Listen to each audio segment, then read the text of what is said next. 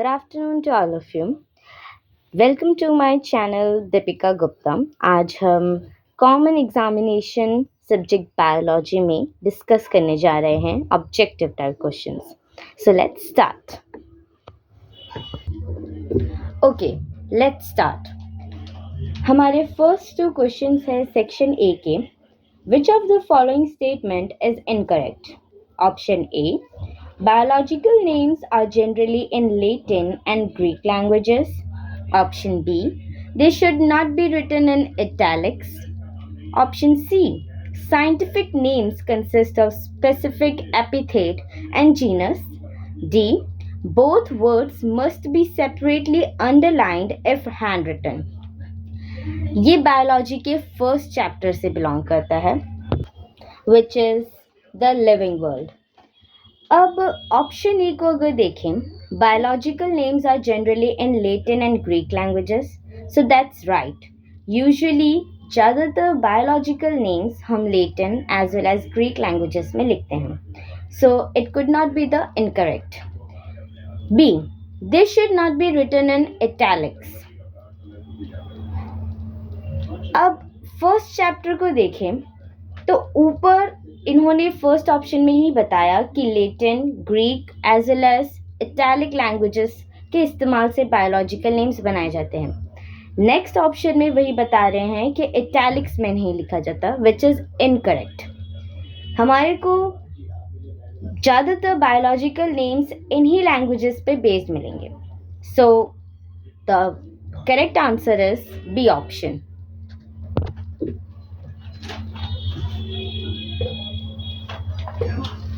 अब next question है, in the given diagram give the function of हेट्रोसाइट्स.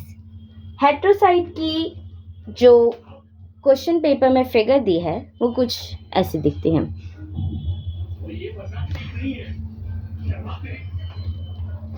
अब इसके ऑप्शंस हैं food storage, B photosynthesis, C nitrogen fixation, D ATP production.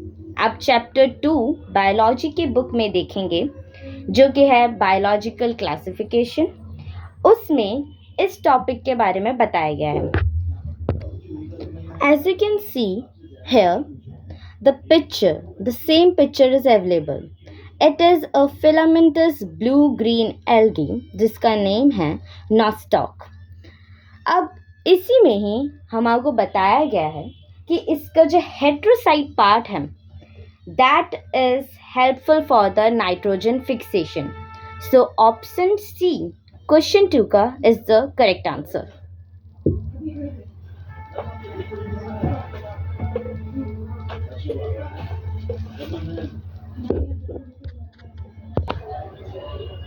Okay, our next question is question 3, which says, in a seed, testa and tegmen are option A, scar on seed coat, B, an embryonal axis of radicle and plumule, C, food storing tissue, D, layers of seed coat.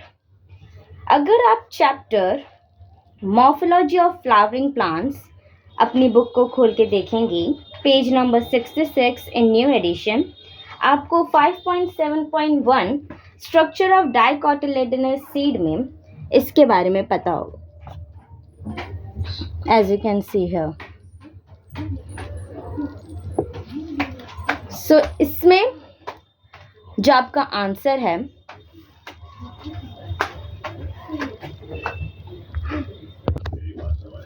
इसका answer है layers of seed coat. अब हमारा next question है question 4, match the following. Column 1 में लिखा हुआ है PQRS से एंड कॉलम 2 में 1 2 3 4 से.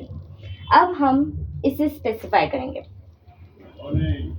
ओके, अगर आपको कंफ्यूजन हो, इसका सबसे आसान तरीका है जो आपको पता है, फर्स्ट ऑफ ऑल आप वो मार्क करते जाओ. सबसे आसान है इसमें rough endoplasmic reticulum. Rough endoplasmic reticulum हमारा एक प्रोटीन सिंथेसिस सेल ऑर्गेनल है. सो इसे हम मार्क कर देंगे S.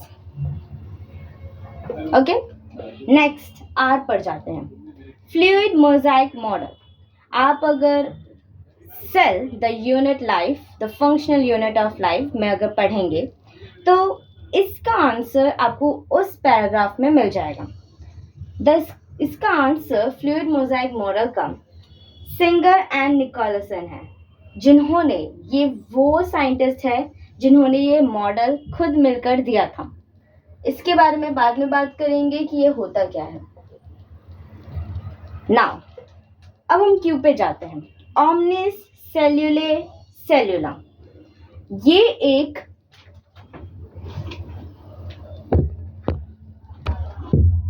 ओमनिस सेल्यूला इज सेल्यूला, ये एक लैटिन वर्ड है जो कि स्पेशली आप जानना चाहते हो नॉर्मल कॉमन नेम से सेल थ्योरी। अब इसे अच्छे से ये वो लैटिन वर्ड है जो रुडोल्फ विर्चाउ ने दिया था हमारे स्क्लेडेंस केविन के सेल थ्योरी को और भी मॉडिफाई करके। सो इसलिए क्यू का आंसर है 1।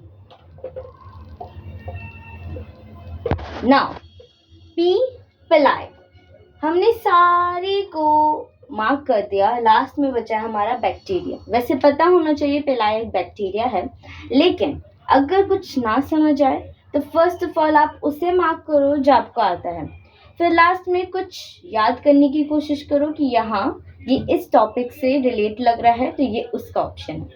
नाउ पिलाई इज बैक्टीरिया, सो इसे हम पी मार्क कर देंगे। अब हम इसे अरेंज करते हैं। सो पी का है 4th, क्यू का है 1st, आर का है 2nd, एस का है 3rd। अब हम इसके ऑप्शंस में चेक करते हैं। इसके ऑप्शंस, फर्स्ट ऑप्शन है पी इज फर्स्ट, नो, तो हम नेक्स्ट ऑप्शन पे चलते हैं, बी, पी इज 4th, सही है, क्यू इज फर्स्ट, ये भी सही है, आर इज 2nd, ये भी सही है, एंड एस इज 3rd। हमारा जो आंसर है जो हमने निकाला वो बी ऑप्शन से मिल रहा है, सो हमारा B option is the correct answer.